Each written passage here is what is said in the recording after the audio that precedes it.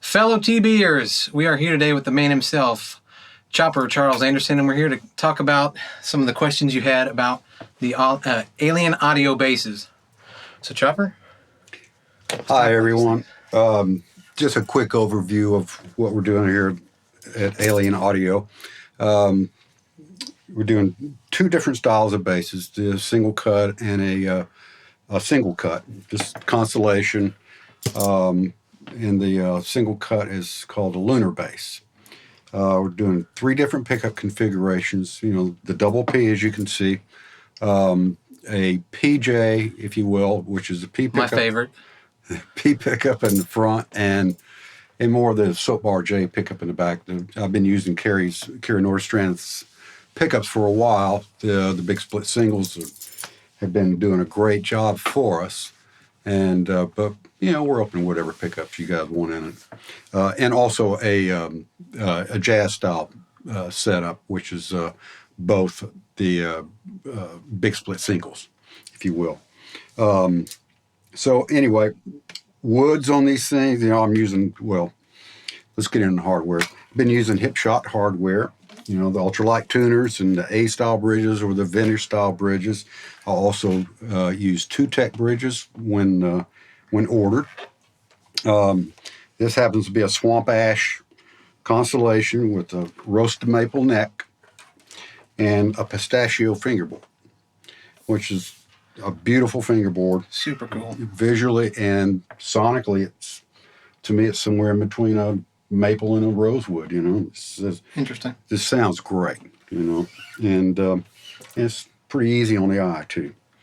But I'm digging the pick guards you're doing too now, man. Yeah, we started doing the pick guards after a few requests. So yeah, they're fun. So we're having fun down there at Alien Audio, and you know.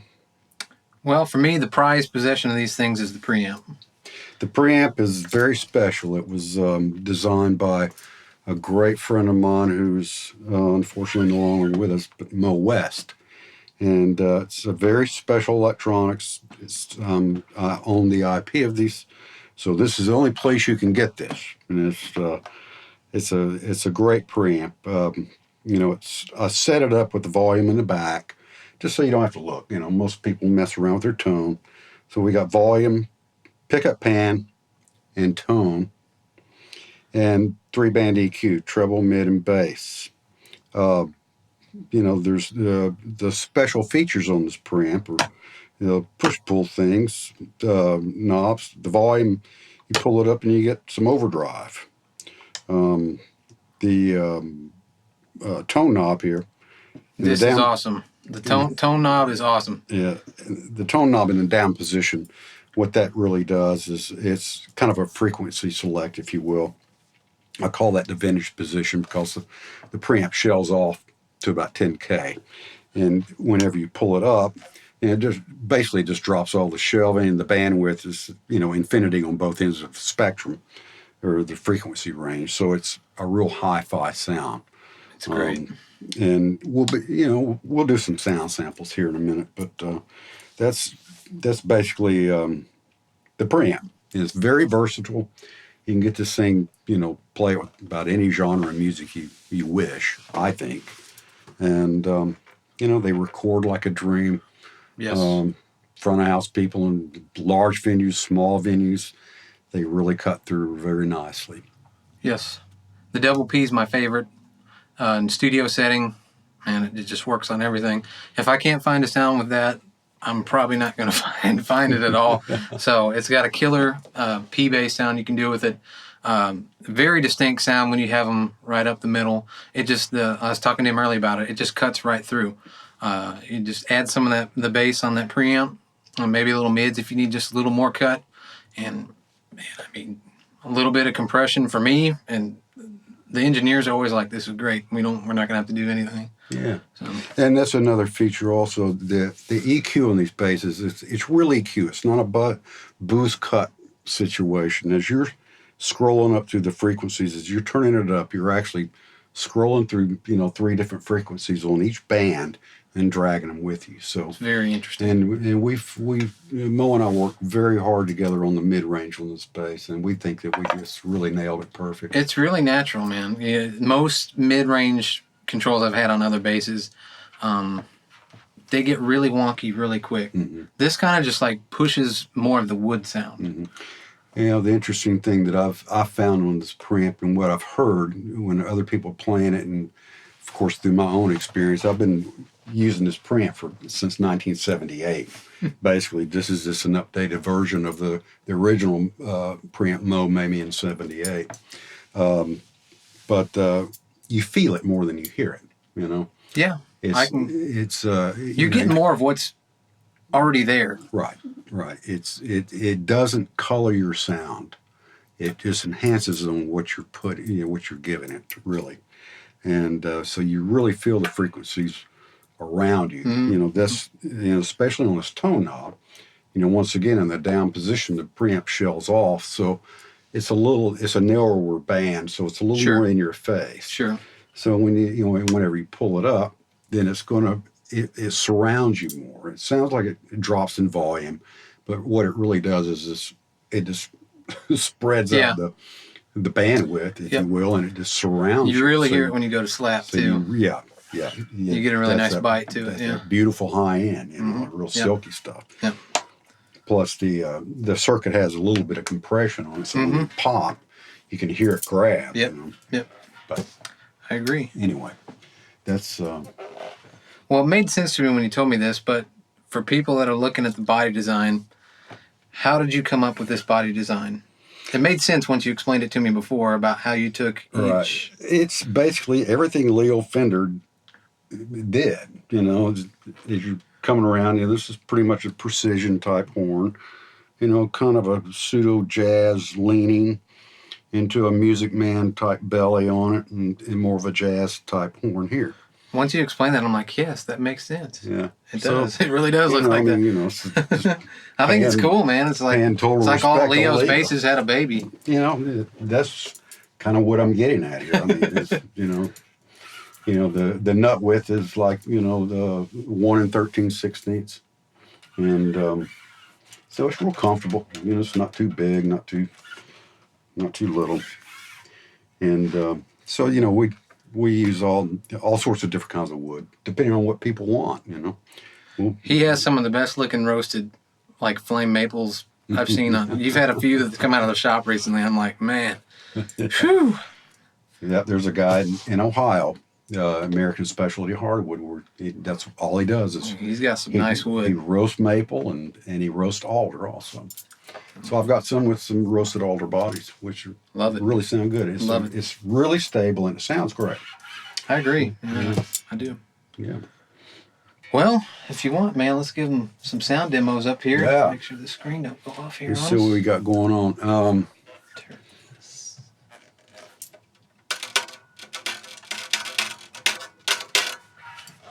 So the Double P is a palette that not a lot of people have, and I think it's very interesting. My first experience with it was when I modified a P bass in 1978 with this exact setup, and Mo had put a preamp in for me, and I used that bass on everything I ever did in my career, pretty much. I played it. That's a pretty sweet bass. Until the advent of the 5-string, which, as we all have, we've had everything in the world, but I never could find anything that sounded like that old P bass. So that's basically why I started building. Built me the 5-string that I always wanted. Yeah, man. And Mo redesigned the preamp for me and added these other features, and kind of the rest is history, really. And so anyway, Double P, let's start out here. This is just flat, little bit of tone, about halfway point, both pickups.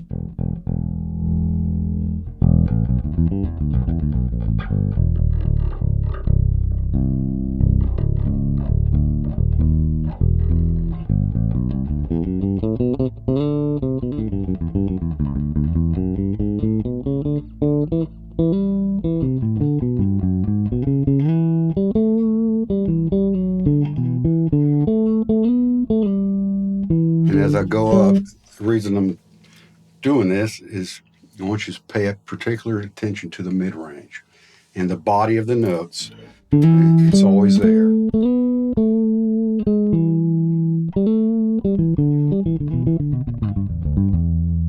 And this is flat. It's all the EQ'd is flat. Both pickups.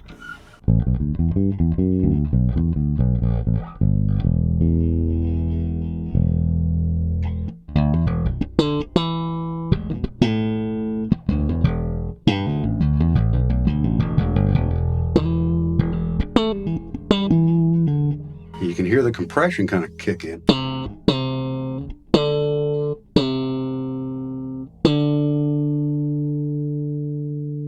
So here's the difference on the tone knob that you can really hear when you do this. So this is in a down position where the preamp is shelving off.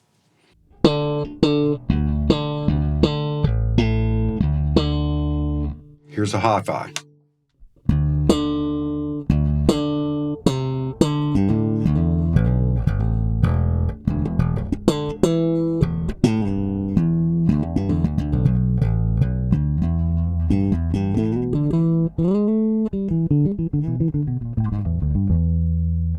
Here's the down position again.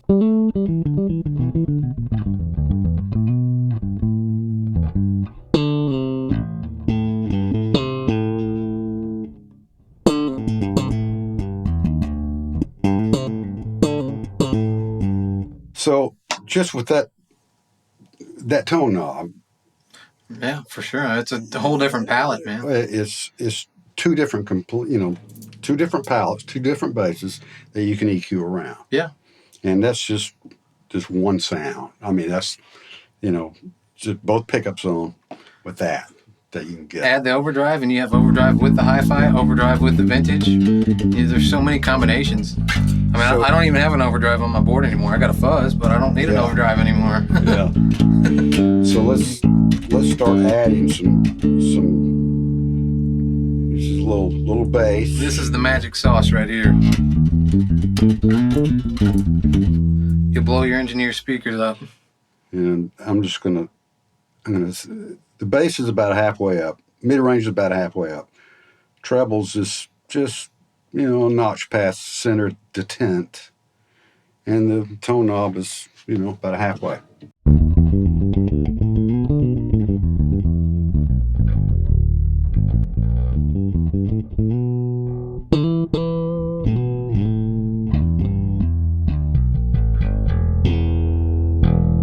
And this is just running straight through the into an LA2A pretty much. Yep, 1073 into an LA2A. That's it. Yeah, and I mean, this preamp is basically a console strip. Yeah. And like I said, a console strip. Yeah. Specifically for bass. Yeah. Pretty much. So that's both pickups with a low EQ on it. So let's go the back pickup.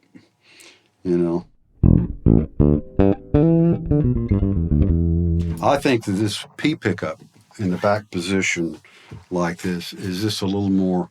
You still have the honk that you want to get out of a single coil, but I think it just sounds a little bit more mature, if you will. It's got a little bit more low end, and then with a back pickup with this bass control.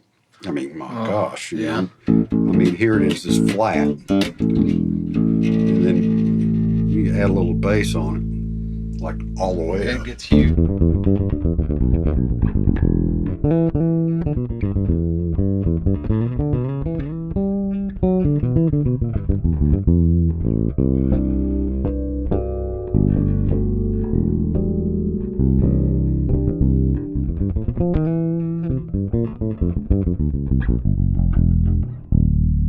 So you can get a real aggressive, tone out of that. Once again, both pickups. Front pickup, hopefully, classic P.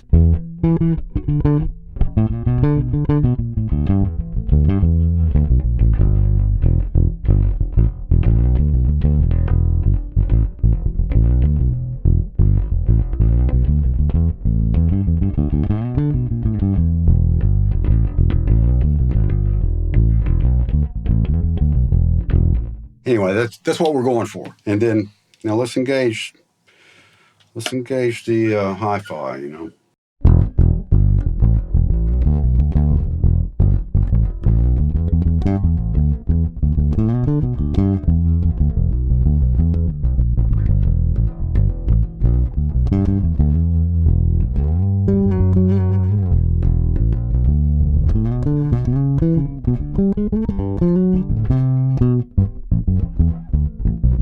So on and so on. Now the fun part: front pickup, tone rolled off, bass all the way up. We'll leave a little bit of high end, mid range where it was.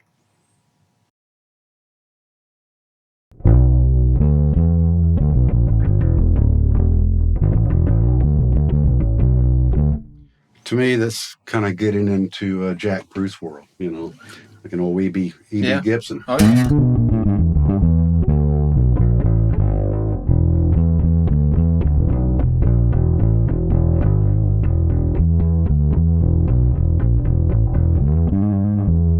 It's a very usable overdrive. Like I said, I don't have an overdrive pedal anymore because I don't need it. And then, you know, you can get all that Psycho Jocko stuff.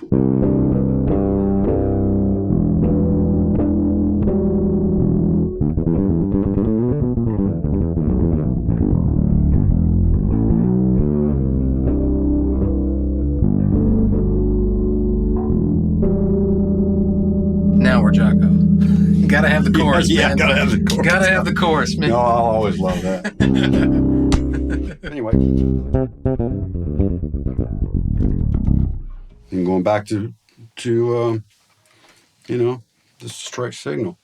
So that's, you know, one of many, many sounds you can get out of this thing. It's, you know, just with the pickup placement alone, there's 3 different sounds. The preamp, there's modern and vintage, Yep. you know, and the EQ around both of those settings. And, you know, I think it's an incredibly versatile bass. I call it a Swiss Army knife. It does a little bit. It does a little bit of everything, man. Well, it really does. You know, I mean, people love to say they have one instrument they can take to any gig. Well, you truly can with this, because I mean, honestly, like I said, if you can't get a sound out of this that you're looking for, you're gonna have a hard time because it covers so many bases, man. If you pardon the pun. Well, I think so too. And you know, when I was doing a lot of sessions and stuff, you know, you would take 5 or 6 bases in at least, you know, to cover all the material that was thrown at you. Sure. And so when I started, you know, when I built one of these, I used to just take this bass and, you know, I would always have an old Fender sitting there, you know, just for aesthetics. And, just in case the engineer happened to look. Right. Was it a Fender? Exactly. So, I mean, you know, that's another reason why I designed it kind of like this. It doesn't freak producers out so bad, you know. But anyway, it's, you know, this is basically all I need. This and a fretless. Yeah, man. You know, I'm good. I'm Yes, good sir. to go. Yes, sir. I agree. Well, guys, you can have any combination in the world you want of this, and this man right here can do it for you, and you will love it. And if you don't, I'll buy it from you. So hopefully this will cover some of the topics that the guys wanted to hear on Talk Bass. And if you have any more questions, just let us know. Let him know. Let me know. I'll put his information in the video. And if there's anything else, hit us up. Thank you, Matt, for doing this. Yeah, man. I really appreciate it. Yes, sir. Always a pleasure.